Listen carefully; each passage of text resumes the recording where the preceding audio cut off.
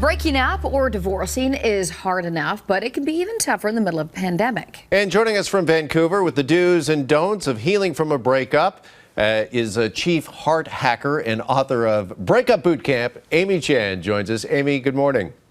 Good morning.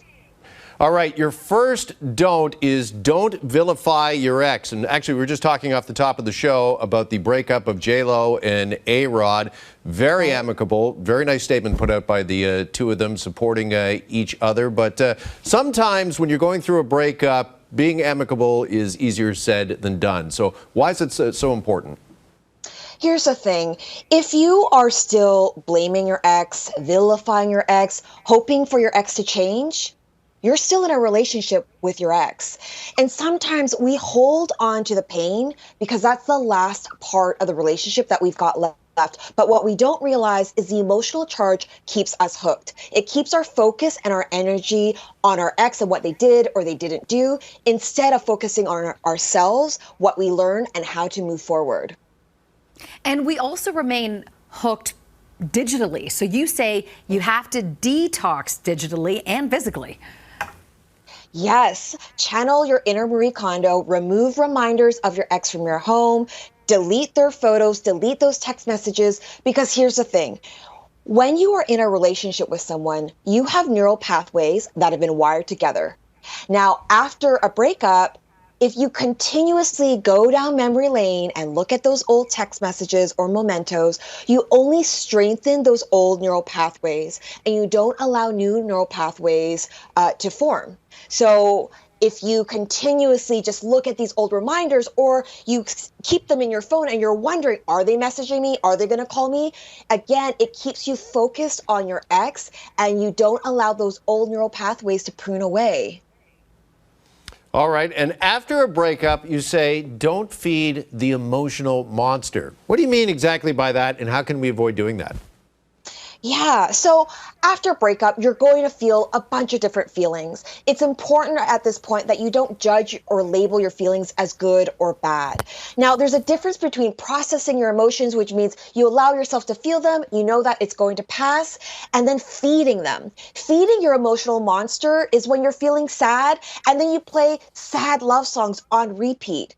It's when you cry in fetal position and you don't get out of bed, and you continuously go down this spiral of depression. So when you're doing that, it's almost like emotional cutting. You need to do the opposite. You need to surround yourself with people, even if your body tells you to stay at home. You need to play, upbeat music, put on J-Lo, instead of listening to Coldplay Fix You on repeat.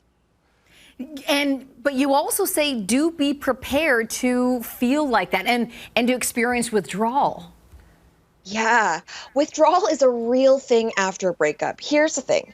When you're with your partner, you are getting dopamine and oxytocin and these feel-good chemicals in the relationship.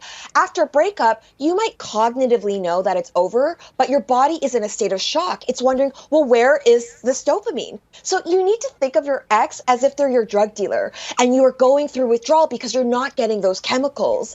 And so it's important at this time that you find healthier ways of getting dopamine. This might mean exercise. It might mean you see your friends, you go for a jog, but whatever you do, do not pick up the phone and contact your ex. All right, and not only contact your ex, but also continuing to follow them on social media. This don't might be the most important when it comes to healing after a breakup.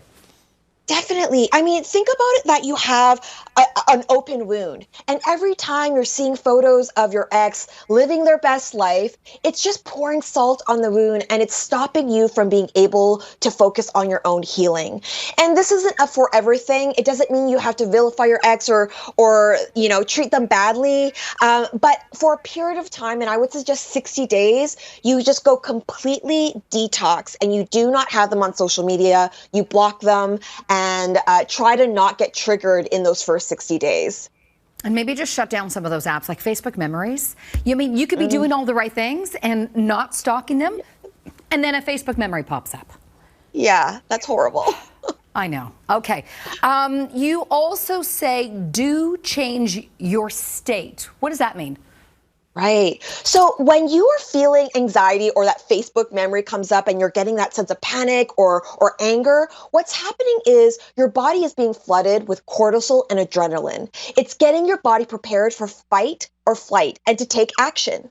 Now, if you just kind of stay there, you're actually just letting those chemicals stay in your body. But what you want to do is do a state change, put on a timer for 2 minutes, and shake your body head to toe. What this does is it allows those stress hormones to move through your body and for you to metabolize the extra stress hormones such as cortisol and adrenaline.